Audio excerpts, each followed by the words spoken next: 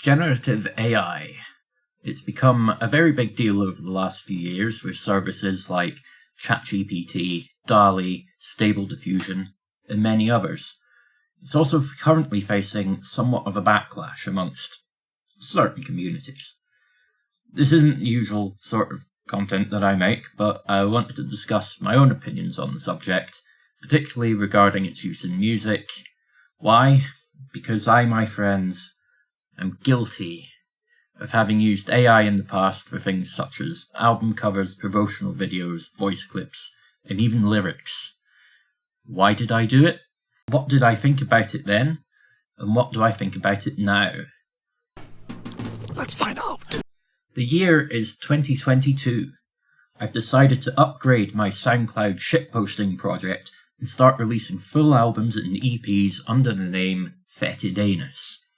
And I quickly run into a big problem. I have absolutely no visual art skills whatsoever. I need artwork to accompany my first album. I fire up PaintNet, and after far too long trying, I come up with this. It's pathetic, but this really was my best attempt. At some point later in the year, a generative AI model called DALL-E, along with a free API called Crayon, starts to go viral. For many people, myself included, this is the first exposure to AI-generated images, and much fun was had all round as everyone tried to push the limitations of the software. And it was pretty limited, let's face it. And then one day I had a brainwave.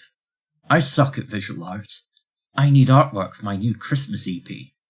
What if I could get Crayon to draw it for me? I didn't really think much of it at the time, but after a few attempts I had a usable, if slightly rusty, image, and from there on AI became a reliable fallback whenever I needed artwork that was above my skill. At some point around this time I also came across an AI-powered text-to-speech model called UberDuck, which I used to create a number of celebrity impersonations. UberDuck no longer offers celebrity voices, I think they got sued, but I always added a disclaimer every time I used that to point out that it was a parody. Then, ChatGPT took the internet by storm. I remember one of my very first experiments with the software was to ask it to write me a death metal song about bunnies. The result gave me a cheap laugh, so then I asked it to write me a black metal song about kittens. It quickly became apparent that there were limitations here, as the two songs had near identical structure, and neither were particularly good.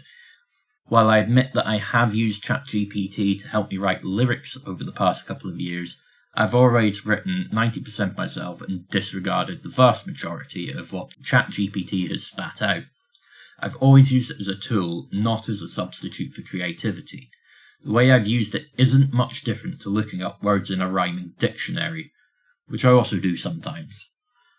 By the end of 2022, the general consensus on the internet was that generative AI was an exciting new technology and everyone was having fun experimenting with it.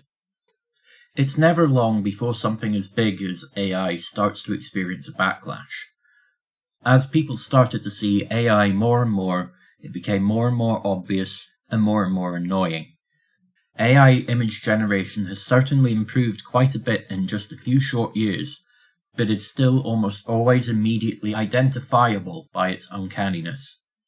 Additionally, there are ethics concerns, as it has been suggested that the models may be trained on copyrighted material, and that the use of AI images is putting actual artists out of jobs. I do have to wonder how many of the people making the copyright argument used to have a hard drive full of pirated music and movies, but I digress.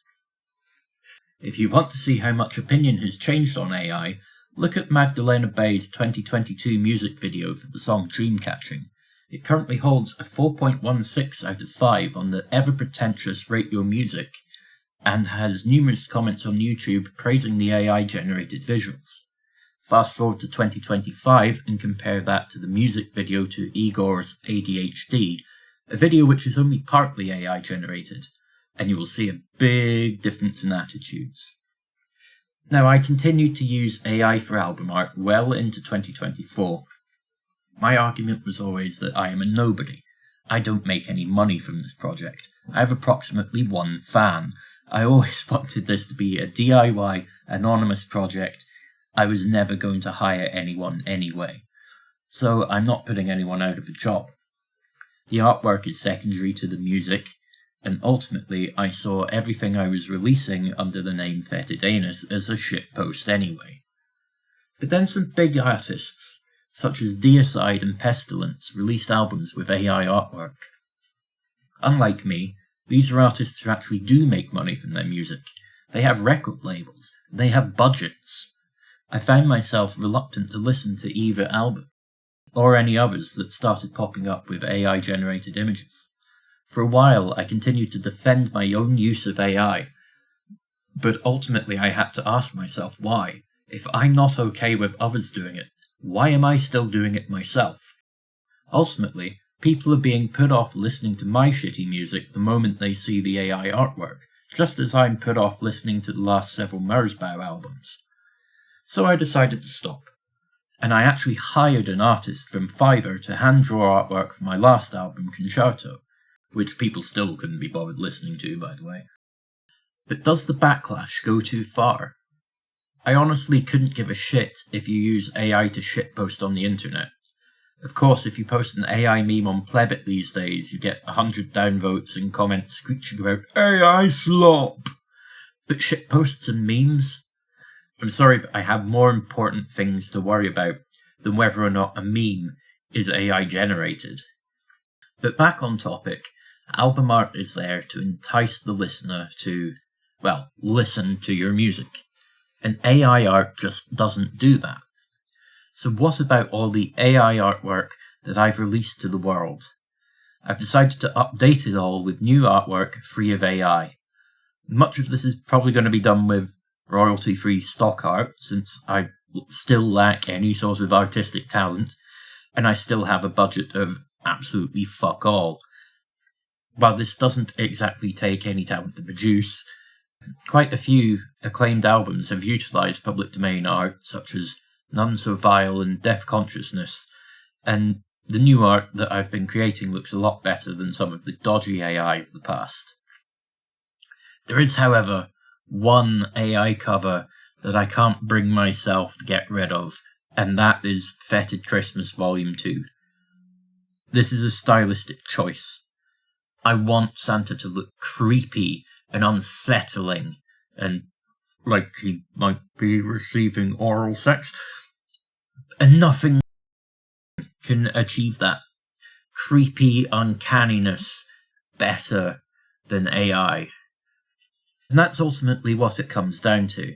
I don't think AI is inherently good or bad, it's just another technology. What's important is whether it's being used as a tool or a substitute, whether it's a stylistic choice or a convenience, whether an artist is losing out or not. I expect that the current hysteria over AI slop will inevitably die down, but I probably won't be using AI for album art anymore.